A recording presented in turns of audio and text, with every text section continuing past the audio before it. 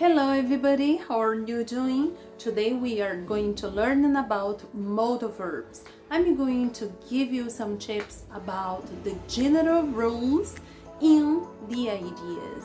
Yeah, and a special kiss for you. Welcome to our channel and keep here with me and we are going to learn together.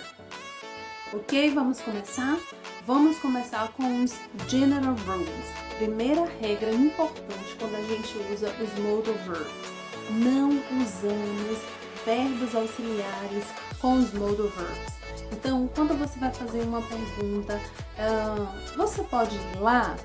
Então, nada de colocar verbo auxiliar na frente. Por exemplo, do you can go there? Errado.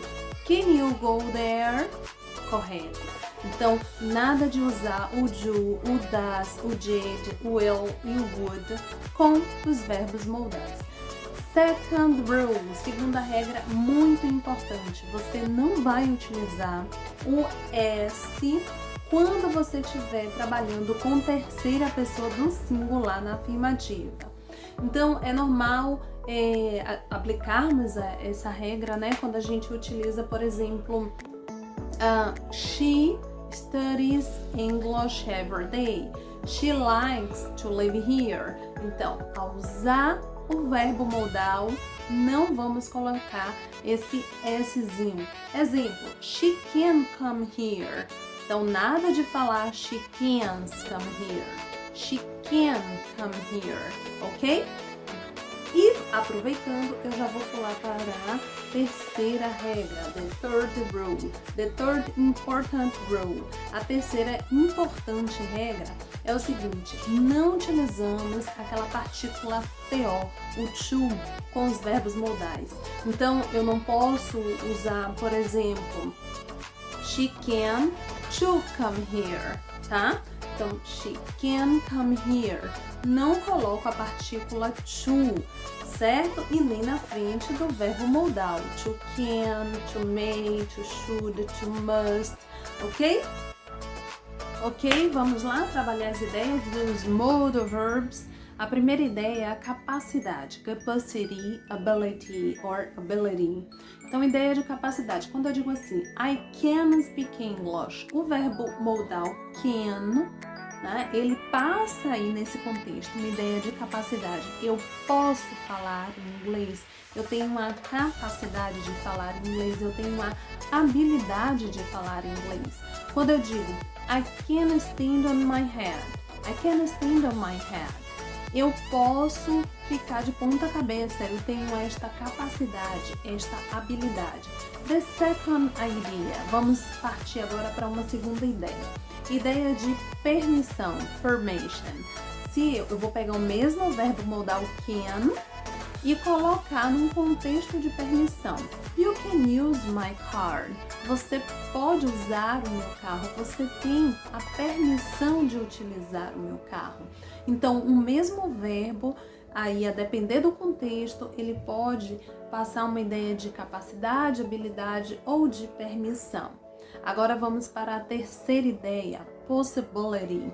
Então, a ideia de possibilidade, eu posso trabalhar com o verbo modal can, com may, com might, com could. Então, isso vai depender lá como vai ser apresentado no contexto. E você deve sempre prestar atenção, porque o can, ele pode passar a ideia de capacidade, habilidade, a mesma coisa, de permissão e também de possibilidade, né? It's getting dark. It may rain. Está ficando escuro, pode chover. Então, existe uma possibilidade aí de chover, tá? Então, assim, é muito importante que a gente perceba que neste exemplo não passa uma ideia de capacidade de chover, não. Tá percebendo algum tipo de permissão? Também não. Então, tá tendo uma possibilidade aí, né? Então, vamos continuar agora com a ideia de proibição, prohibition. Proibição, ele é marcado com o must. Então, must, na forma negativa, must. Então, quando eu digo you mustn't go out alone, então você não deve sair sozinho. Você está proibido de sair sozinho. Então, mustn't, passando a ideia de proibição, prohibition. Agora vamos para a ideia de no necessity, não necessidade. O verbo ele é needn't, exatamente, needn't. Então, quando eu disser you needn't talk to him, então esse needn't passa uma ideia de não necessidade. Next idea, vamos para a ideia agora de deduction, a dedução. Para você ter essa ideia, perceber a ideia de dedução, observe que sempre vem algum fato antes, né, associado a essa ideia, para que você possa, a partir dali, deduzir. Exemplo, her mother's car is in front of the school. She must be there. O carro da mãe dela está na frente da escola. Ela deve estar lá. Então, her mother's car is in front of the school. She must be there. Eu estou deduzindo, ainda que não sei, que ela não esteja lá, mas eu deduzo que ela esteja lá. Por quê? Porque o carro da mãe dela está na frente da escola. Ok? E vamos para a ideia agora de advice. Então, conselho. O verbo que traz essa ideia de conselho é o verbo should. Should, deveria. Eu falo assim, you should respect your mother. Você deveria respeitar a sua mãe. Eu estou atribuindo a ideia de conselho a partir do momento que eu estou usando aí o should.